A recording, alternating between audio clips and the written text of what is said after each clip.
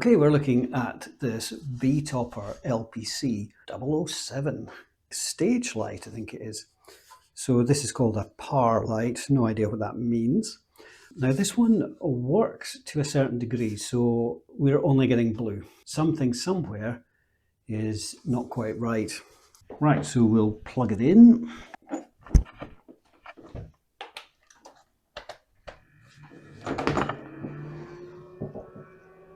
And there we go. So on this device you can actually set the individual red, green and blue components. So at the moment it's on blue. Now we have to go all the way through the menus to get to the start again. And there's red. So if we set red to 255, you can see that there is no red there at all. So let's set that to 0. Green is already set at 246, and you can see there's nothing. And blue, we get a very bright blue light. And I can tell you that is very, very bright, as you would expect from a stage light. Right, I think we need to get into it and see what's going on.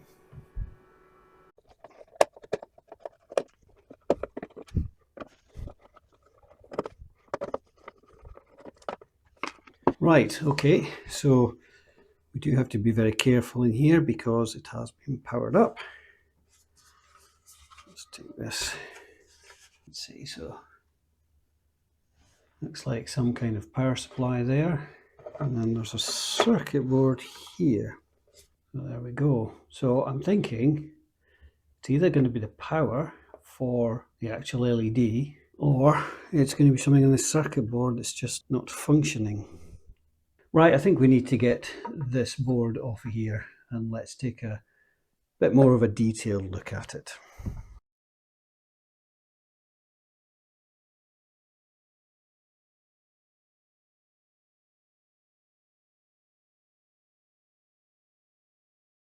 So this here is probably going to be the power input. That's for the fan. We've got Q1, Q2 and Q3. U2, which appears to be a 75176B. An unmarked U1. I hate that when they do that. We've got this transistor up here. Is that a transistor? Is it power regulator maybe?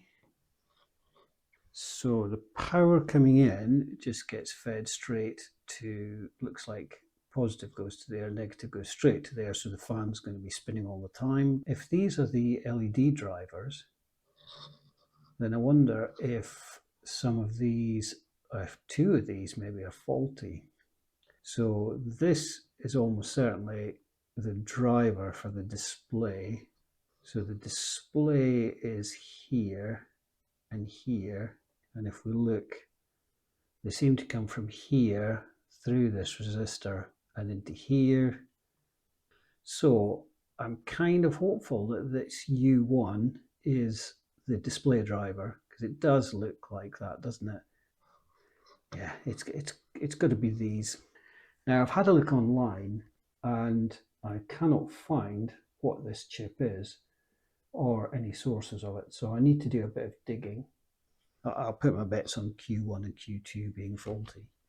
So looking at this, these three pins, pins 1, 2 and 3 look to be common together, and that's probably a ground. Test that theory. So if we go to the negative here, yeah, so that's grounded. That goes to there, but there's not a component there, so I don't know what that's doing. There's no other grounds in here. It looks like those four are all together, doesn't it? So those four are all common together. These four are all common together.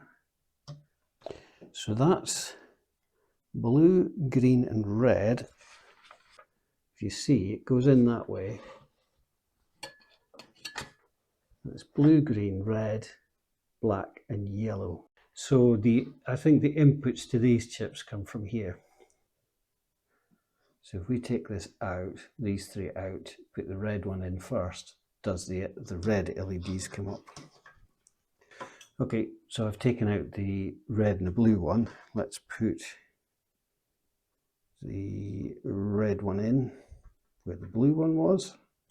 Plug this back up here. So that's one in, and we'll see if we get red. And I'm not sure if you can see that, but that is definitely a red light. So that's actually a good test because we know now, well, I haven't put that in around the right way, but it doesn't matter. That's a good test because it means that those LEDs are actually working, and it's definitely an issue on this board. Right, so just a confirmation. So this is blue, and this is the output from there. This is green, and this is red. We are going to move Q3 to Q2, so we'll take both of these off, move this one up to there, and then see if when we run it, the light output is green. And if it is, I think that proves that these two are faulty. So let's give that a go.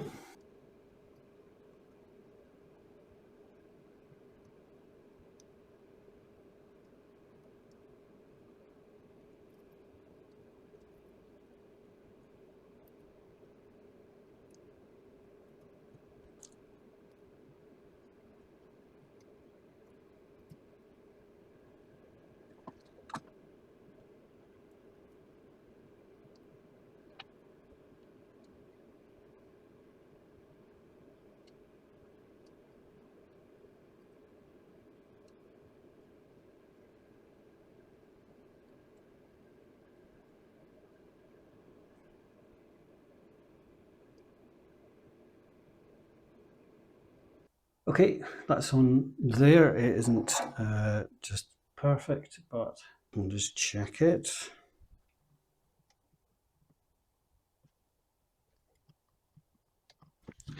So let's get the lamp.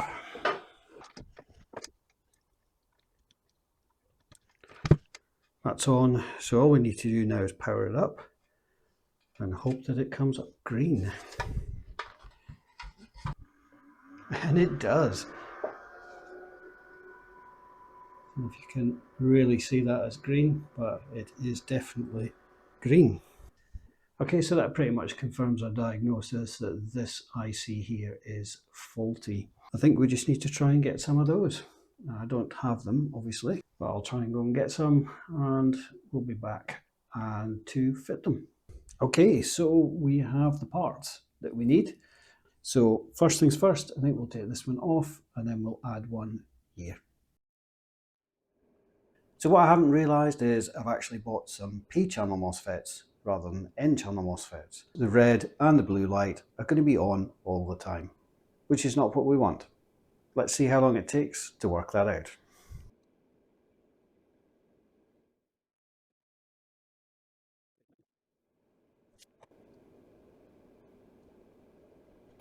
I'll just put the power and fan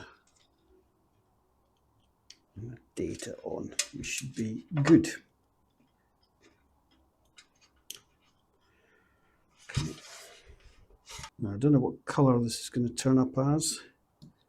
Hopefully they won't blow up or anything.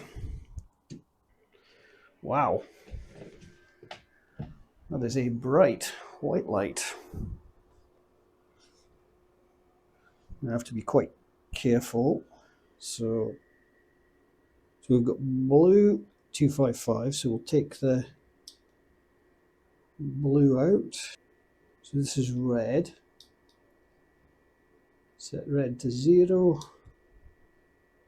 green to 0, blue to 0.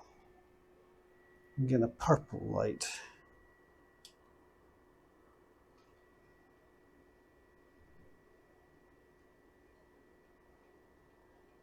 And I'm just going to use the thermal cam to make sure that nothing's overheating.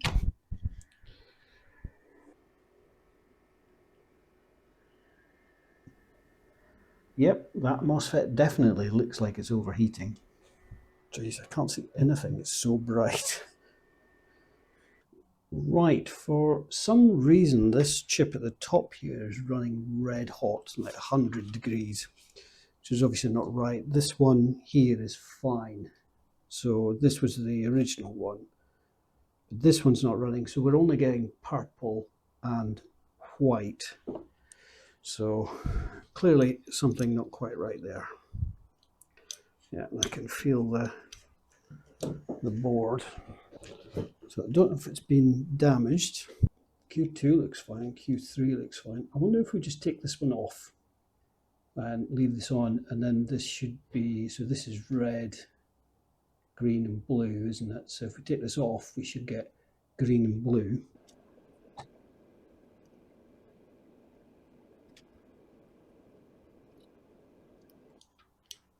We should get green and blue.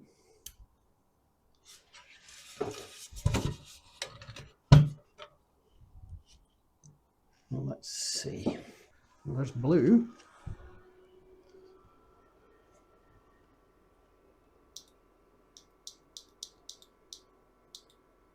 So it's red. So we're not going to get anything. So it's not there. Yeah, so blue is on 255, so we'll set it to 0.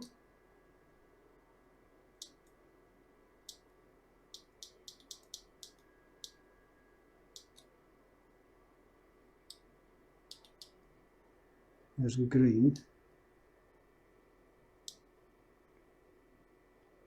Blue is set to 0. So that should be just green. So I don't think that those chips are the right ones. But yeah, for some reason, that's just not working. Even though these were supposed to be the same as the ones I've taken off, they don't appear to be working.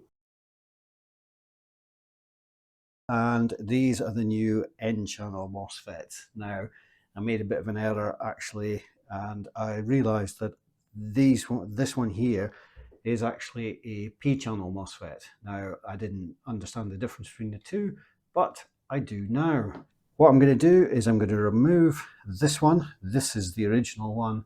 I'm going to remove this one, and then I'm going to add one there and one there. And then we'll test it, and hopefully that should make it work. Because if it doesn't, I don't know what I'm going to do.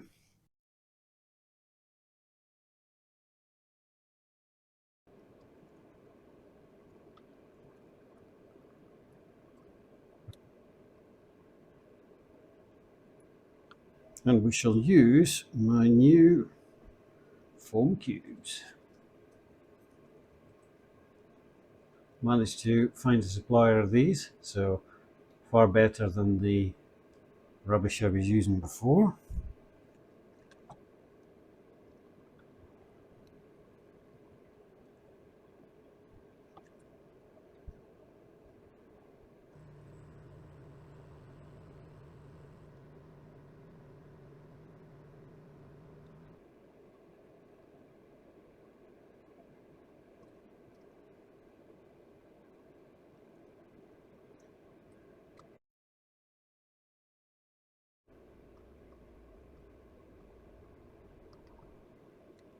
Okay, we're ready to test again, and with any amount of luck, this will work.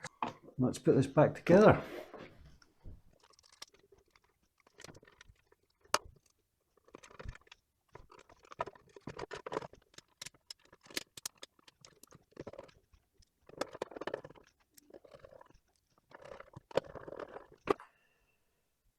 Right, okay, so I've printed off the instructions here and we've got it set up. So we shall plug it in and we get a kind of yellow light. So we've got no blue. If I go round to red and green. The RGB obviously puts out increasing intensities of green, If we go round the menus again, we've got red, green and blue. So there we go. It's all working. Let's see if we get a nice white light there. It's probably not coming across in the camera, but that is an extremely bright light. It's so bright, it's very difficult to look at. So, right, there we go. So we are done. I've no idea what I'm going to use this for. I have nowhere I can put it that I would have a need for that high power of light. But an interesting fix. I thought it was something different. And in the end, it was relatively straightforward, just those two MOSFETs that were faulty. That's it for today, another successful fix. So one of my goals for this year is to get to 1,000 subscribers. So if you enjoy this kind of content, please do click that subscribe button. Thanks for watching. See you in the next one.